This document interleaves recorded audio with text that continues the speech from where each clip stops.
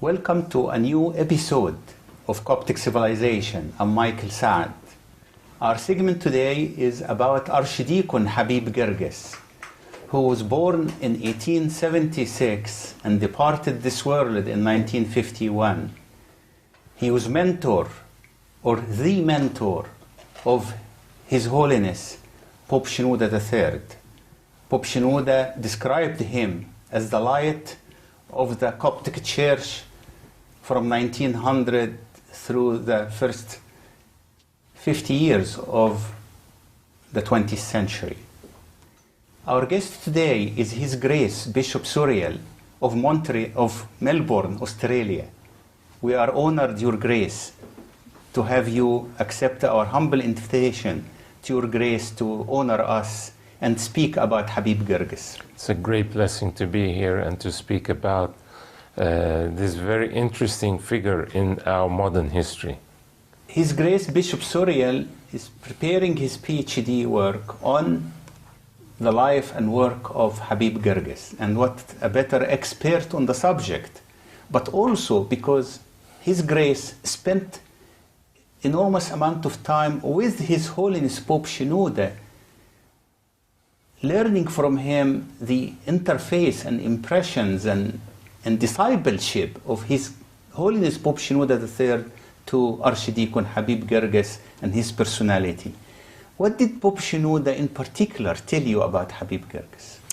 Well, His Holiness Pope Shenouda III had a great love for Archdeacon Habib Girgis, and he studied with him at the Theological College near the end of the life of Archdeacon Habib Girgis. But I had the opportunity once in New York to interview His Holiness, and he spoke to me a little bit about his relationship with him and the work that he did with respect to the Sunday school movement and in its establishment, and also about he was the editor-in-chief of a very important religious journal called The Vine, or El Karma, and also his work as the dean of the Theological College.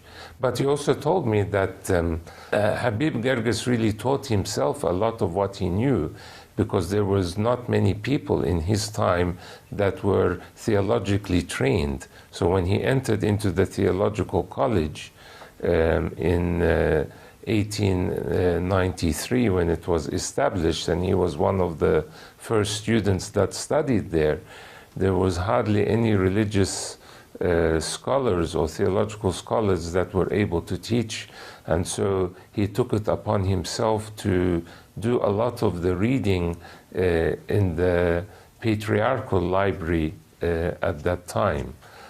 So it was not an easy beginning for Archdeacon Habib Girgis, but His Holiness always said that there was a darkness over the earth, as mentioned in the book of Genesis, and then God said, let there be light, and that light was Habib Girgis, because Pope Shenouda felt that the way to remove that darkness was through bringing theological education into the life of the church, and he was a great preacher as well, Habib Girgis, and he began to train students in the Theological College that could also begin to preach and to remove the ignorance that was there amongst the community and the many negative things that were happening at that time. The appreciation of His Holiness Pope Shenouda III for Habib Girgis, in part was, or in particular, was due to the fact, perhaps, that both Habib Girgis and Pope Shenouda were responsible for Coptic education over a period of time. And as, of course, His Holiness Pope Shenouda was the bishop for education before becoming a patriarch. And he, of course, Pope Shenouda established so many seminaries around the world, perhaps over 25 of them in between Egypt and outside Egypt. And but one important aspect of Habib Girgis in terms of education, besides the theological college and preaching around the country, Egypt, and creating career preachers, is also his establishment of the Sunday school movement, which is also educational for the young and the youth. What is the role of Habib Girgis in establishing the Sunday school system in Egypt? Well, I mean, I think that was the beginning for him. There was a decree from Pope Cyril V. They saw that there was a danger for the future survival of the Coptic Church and its dogma and its tradition and faith, because missionaries had begun to come into the country, in particular from America, Protestant missionaries from the Presbyterian Church, and also Catholic missionaries that were sent from Rome. And so the church hierarchy realized that there was something important needed to be done for Coptic education, the establishment of Coptic schools, and indeed putting a curriculum together to be able to educate the young. And so Habib Girgis really took it upon himself to begin working in this field after he had completed his theological degree at the seminary, and began to look at curriculum, and he actually wrote some very important curriculum. He had an important role to play in making sure that this curriculum of Sunday school or religious education would also be taught to our students in the public schools, and he played an important role in this. And also he made sure that this curriculum was spread all over Egypt and Sudan. And not only this, but he had an important role to educate the teachers that would actually teach this curriculum through the theological college later, when he became its dean in 1918. But it was not easy to be able to convince people of all of this, and he was met with a lot of resistance. But he devoted and dedicated all of his life. I really sometimes wonder when Habib Girgis used to sleep, when I read the amount and wealth of material that he produced was quite remarkable. Yes. The letters of correspondence, the reports that he wrote, the administrative system that he put for the Sunday school movement, I think we can learn a lot from it today. Speaking of his many publications, which I believe like over 30 books, yes. And hundreds of songs, he was a poet. Like they say that His Holiness Pope Shenouda III, somebody told me, was a mirror image of Habib Girgis, at least in some certain respects. You agree, Your Grace? Well, I think there is lots of similarities between them, no doubt, and I think Pope Shenouda was definitely inspired by the work and the example that Habib Girgis and the legacy that he left for the church.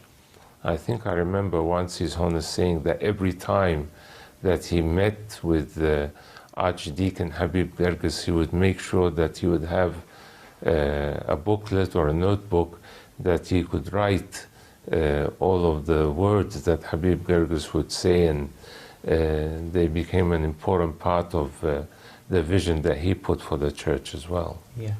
Returning to the point of his 30 volumes, this book in Arabic الوسائل العملية للإصلاحات القبطية آمال وأحلام يمكن تحقيقها في 10 أعوام, which translates practical means for Coptic reform. Dreams and hopes that can be achieved in 10 years. He believed in planning, and he achieved it. And speaking of this book, please correct me if I'm wrong, Your Grace. In 1928, Archdeacon Habib Girgis was nominated to be a patriarch. And that while he was an archdeacon, he was not a monk, he was not a priest. And that describes the caliber or the respect of people who nominated him. In 1942, when the patriarchal seat was vacant once again, people thought of renominating him, but he decided to write this book instead, which to me looked like an agenda for whoever becomes a patriarch. What do you think about, is Habib Girgis in general relevant today? And if this book is relevant today, and if it is part of your study? Well, he wrote this book near the end of his life, so he had gone through a long, painful journey. He wanted to achieve so much. He was so proud of his church and wanted to see his people to be lifted up to a very high level, to value their Coptic civilization and heritage, because for a long period of time there was a period of darkness and lack of education in the church, and he wanted to raise that standard. But he didn't have an easy journey. He was met with a lot of resistance along the way. He wanted to get the theological college up to an international standard, and he was not able to achieve this. Even the building that he was in was a dilapidated building, and he had to spend a lot of money, and there was not enough finances to get it up to the standard that he desired for it, and to get the students and the staff up to that standard. But he did, in my opinion, a great work and left a great legacy for the church. I think this book is certainly very relevant.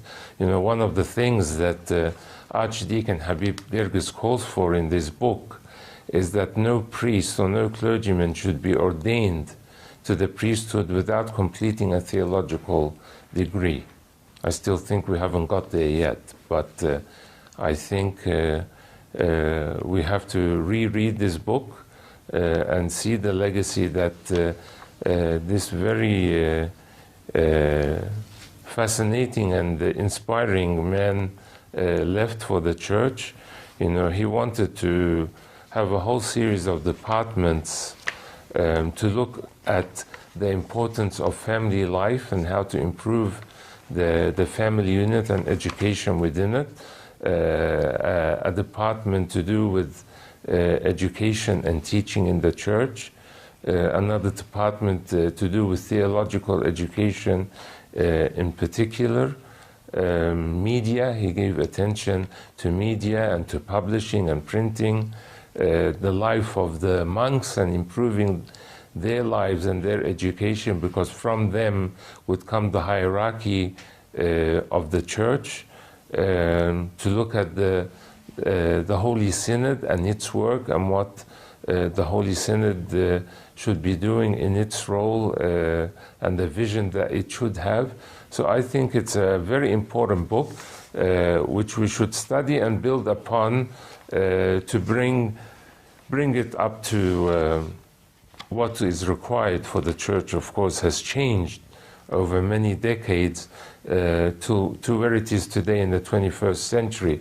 But certainly I think it is a good foundation for us to build upon. And I think he was certainly a man ahead of his time, and he had a great vision, and he left a great legacy for the church. And I don't believe we have given him enough attention and study of really what this man was about. We give him a lot of lip service, and And we know, we hear very little about him, that he established Sunday school, that he was dean of the theological college, that he wrote several dozen books, but not much more is known. I think we need to delve more in deeply. I found thousands of pages in the patriarchal archives of his correspondence, of many of his reports that he wrote on the Sunday school and on the theological college. The struggles that he went through his personal correspondence, all of this will come out in the research, hopefully, and we can have a better idea of who was Habib Girgis and what was the message and the legacy that he left for us. I cannot wait until your dissertation gets published and would be available to the public. And for example, I'm sure you will cover this in the book, in the dissertation. Besides the plan, he lays the philosophical and theological and spiritual foundation of the plan. So it's still valid, isn't it, today? Yeah, I think at least the philosophy. Definitely, and it needs to be studied well, as I said, and it's a good foundation for the church to look at for what are its needs today in the 21st century. His spiritual stature, beside being a mentor and educational pioneer, he was also a deeply spiritual person, as Your Grace mentioned.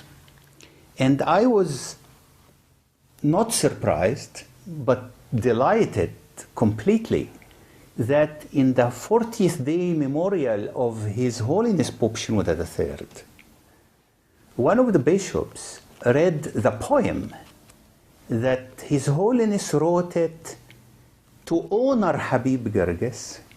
It starts in Arabic with وَأَبٌ أَنْتَ وَنَحْنُ يَا أَبِي عَلَى صَدْرِكَ عِشْنَا نَحْبُ.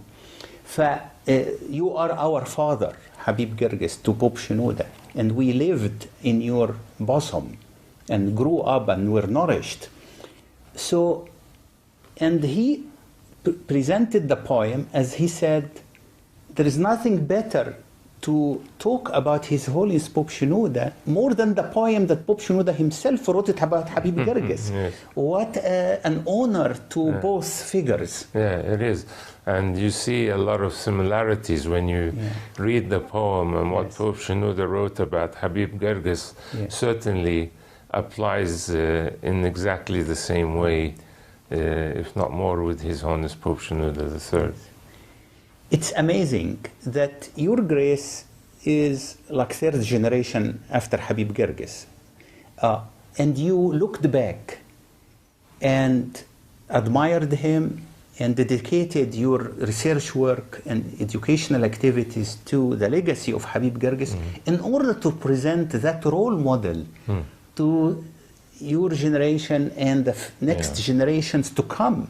And so they look back and see, oh, God remembered us in 1900 and sent such a figure. And I think I'm very humbled, when I delve more and read more about his life and his works, and yet at the same time I feel very inspired of what we can learn from this man for the future of the church and the young people that don't know about this figure. I think they can be inspired as well to know how God sent this man at the right time. Who knows, if it was not Habib Girgis, what may have happened to the Coptic Church during that period? What a question. Really, a question that is striking, and it's just such a figure that God sent as a messenger for a particular mission, and he achieved it successfully with God's grace. When I was like 10 years old, I found this book in my father's library, and I devoured it at age 10. And because it's really written as a dream. And so for a child at 8, or a young person at age 10, I devoured it. And then many years later, decades later, I thought that we should reprint it. And it was reprinted recently and is available. If I may mention one ripple effect of Habib Girgis, just to give a striking example. The legacy of His Holiness Pope Kyrillos the sixth, can be traced to Habib Girgis. And that's what I learned from my father, that Habib Girgis educated in the theological college young men who became priests around Egypt. One of them was Mr. Yusuf Megalli. Mr. Yusuf Megalli became a preacher in Alexandria in 1920, and one of his students was a young man who became Pope Kyrillos the Sixth. And my father was also one of the disciples of Abuna Yusuf Megalli.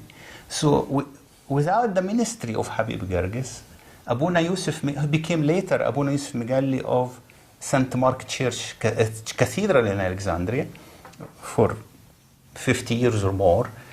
And his disciples became priests and even a patriarch, one of the important saints of the 20th century, Pope Kyrillos VI. So by ripple effect, you can say that so much, as Your Grace mentioned,